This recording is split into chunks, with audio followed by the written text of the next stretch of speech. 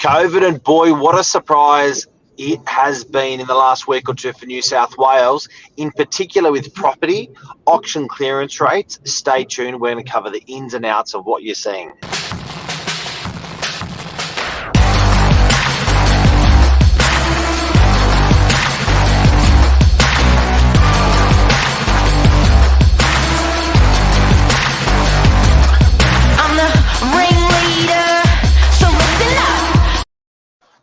Good morning, welcome to Morning Minutes. Myself, Michael BURGIO, Mark Novak, episode 499. Can't wait for tomorrow for episode 500. It's special. Want to thank everyone for tuning in and encouraging us to continue. And yeah, tuning in. It's been good, Mark, many years. But let's get straight into it. Auction numbers. Did anyone hold any auctions at COVID?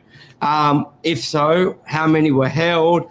How many were cancelled? What were the rates? Were things selling? And what we're seeing on the ground. So there'll be many people out there who need to sell, need to upsize, and they're in two minds. They're like, well, it's a really good market, but should I list my property? Should I wait? What's going on? This is the episode for you. Mark, morning. G'day. It's super interesting. Hey, so for some reason, Australian public, the New South Wales public, really resonate with auction clearance rates, meaning how many properties are being actually sold under the hammer on a Saturday when an auction is being held. I think we're probably one of the only countries that follows this metric where auctions are so popular. I think we're one of the only countries in the world that actually do this. Yeah, a lot of them, the days on market are really long. And you know what? I think I saw a couple of comments on that. If anyone was watching Lux Sydney or Lux, the real estate show with Gavin Deline, watch it. It's phenomenal. And I think it really emphasizes the auction process for the overseas. I saw some comments about that in just some of their chats. We've had Simon Polito, an Australian auctioneer in America, who's basically said the same thing. Like, no one used to do this, and we're pumping, and in a stronger market, it works well. DJ, good morning. Morning, fellas, tuning in. Sunshine Coast. I think you guys are doing pretty well up there with COVID, and thanks for tuning in. But we've done a show previously on auction rates. And NRL just moved up to Queensland. So congratulations to DJ and to Queensland for getting all the footy players and footy games. It's going to be a fun couple of weeks or months. Yeah. So we did a show previously on like auction rates. Should you watch them? What do they mean? So it's a really good one to analyze and watch. But let's go through it. So we're probably a couple of weeks into lockdown. We've had a lot of conversation with owners. We had an auction story last week, Mark, with your French's Forest property about should you cancel the auction. So let's dive straight into some of the numbers and we can talk through it. So this is a really good data to look at it where it's got this week's and last week's. So 782 auctions were scheduled. The sale rate was 76.6, which is huge. And especially when you compare it to last week, which was, I think, the first week of lockdown, 76. We're up from last year, which was 64. Compare it to Melbourne and all these other states who did not have the lockdowns. The Sydney market, it's just crazy. And I want to show you Northern Beaches in particular. If we have a look here and break it down, there was 76.8 sold, $1.35 million, which I think Mark and I is higher than probably what we would have thought. Not surprised, but we are surprised. Like, Mark, talk us through what's going on. Like, why are people doing auctions? Should they be doing it? I'm not talking about a COVID stance. Just from if you're selling, wanting the best price, why is it good or bad to be doing it now? I think, look, at the end of the day, the whole idea of the auction process is so buyers can eyeball buyers, and there's the emotion and there's the certainty on the spot. There's the closure. You know that it's not going to loom on selling your property or buying that property. It's actually a fixed time, so it's a very finite way to sell. And I think people actually enjoy that. We held a COVID auction a week ago, and I had a really good chat with a buyer where there was two different ways to actually sell the property, and one was to do it by FaceTime, so each real estate agent holds a buyer on their phone in their hand. Another one was doing it on a Zoom conference, and she was a bit surprised that the auction wasn't being held by Zoom, because she really wanted to eyeball all the buyers in the Zoom room at the time. So it was an amazing, and that's just clearly a benefit from auctions. So I think COVID or no COVID, people enjoy that clarity and that of who's who in the Zoom in an auction. Yeah, 100%. You do lose that sort of emotion part of an auction, but it is still a very good, transparent way for people to buy. Like, let's say a face-to-face in-room crowd packed is 10 out of 10 style. This is still an 8. Like, you're still getting 8 out of 10, I reckon, or a 7 out of 10 of the auction benefits, and to get the best price as well. And to be honest, it actually may be even better under the circumstances, because a private treaty, a lot of buyers, they may just feel like other buyers won't be going for it. So they think they can wait, and they're a little bit, I don't know, they're just not as urgent to buy it. So it could actually be really beneficial, even if you're doing it via phone, via Zoom. Now, these are figures I just want to point out. If anyone loves looking at the data, Lewis Christopher gives some great figures where total auction scheduled with 8:06 and still on for tomorrow. Can you explain that? What does that mean? Yep. So scheduled auctions is basically data that from realestate.com, they've chosen auction for this weekend. So you grab all of them. Then that gets washed out often most of the time. No one actually looks at that data.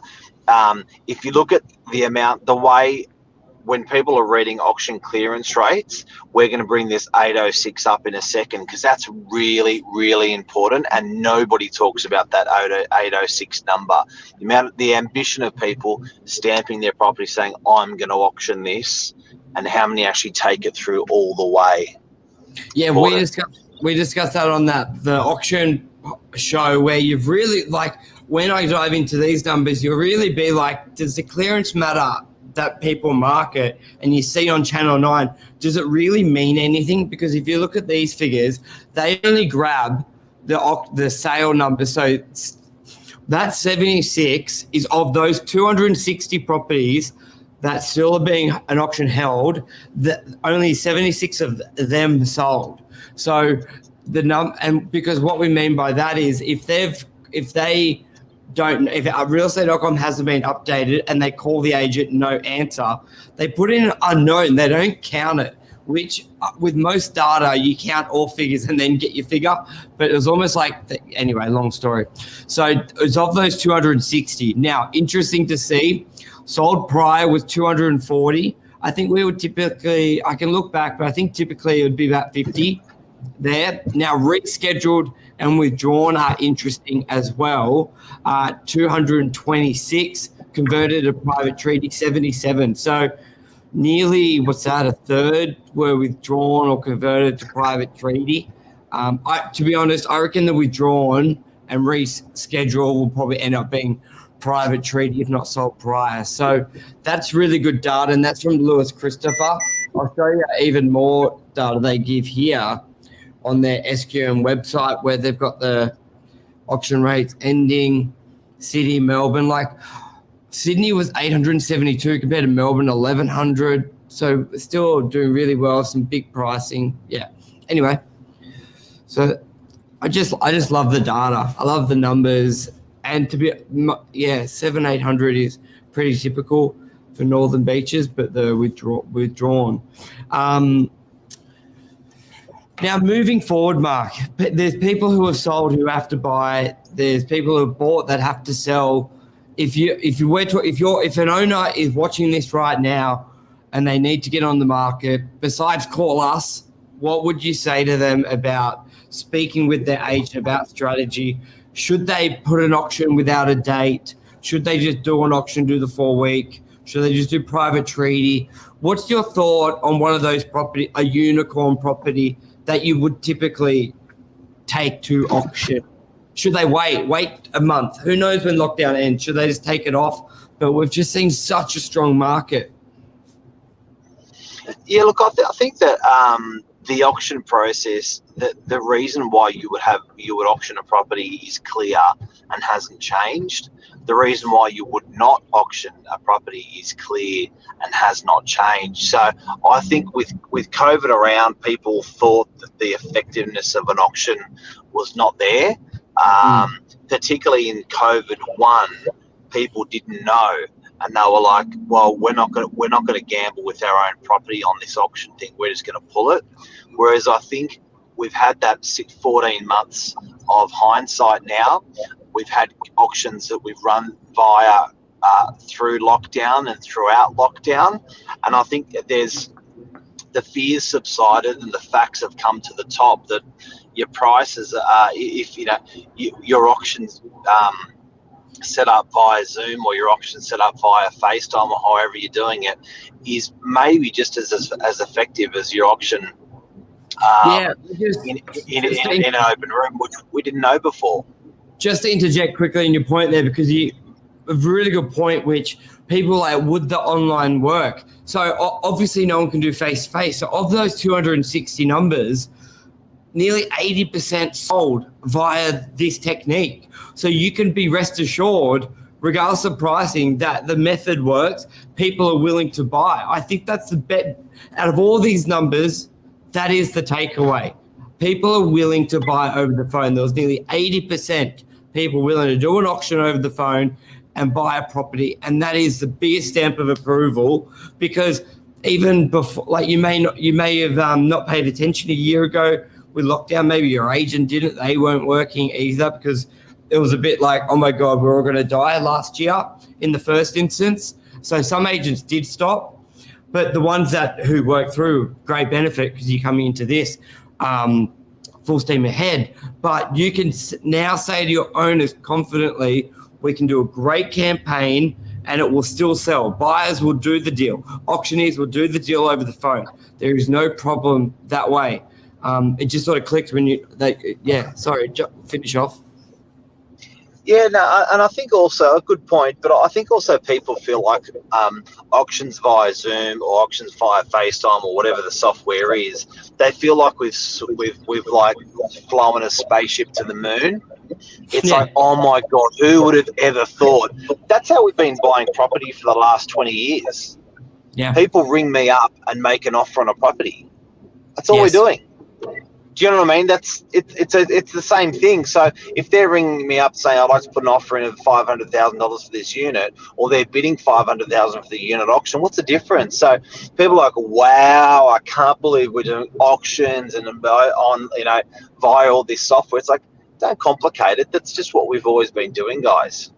You're right. And I think the key for owners is don't overthink it. Agents, don't overthink it and worry about it. It's very simple. It's like making a phone call, have everyone on the. I think that's a big thing. It's that people's perceptions will screw it up. But I think that's a wrap. You've anything else you want to add on to that? Congratulations, Novak Djokovic, for winning the tennis.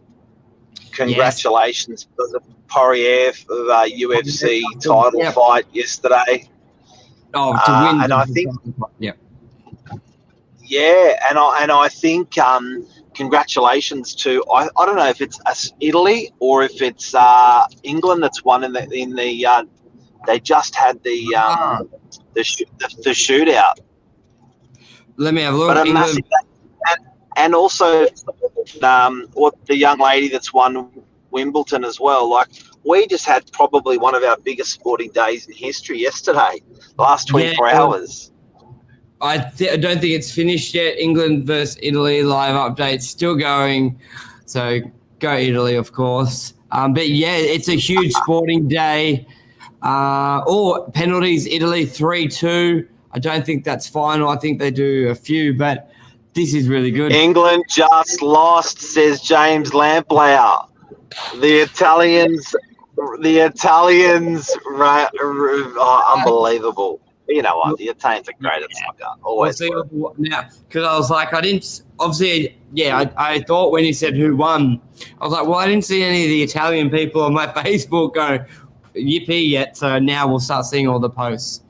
But it's going to get nuts. Awesome. Thanks for letting us know, James. But yeah, that's a wrap. Tune in for tonight, 8 o'clock. I believe it's yourself and Lisa talking about good stuff as well. Can you get a great price now? So we touched on one part of maybe a sale method, and they'll elaborate a lot further tonight. Absolutely. Cheers. Thanks, everyone. Bye, beautiful people. See you later.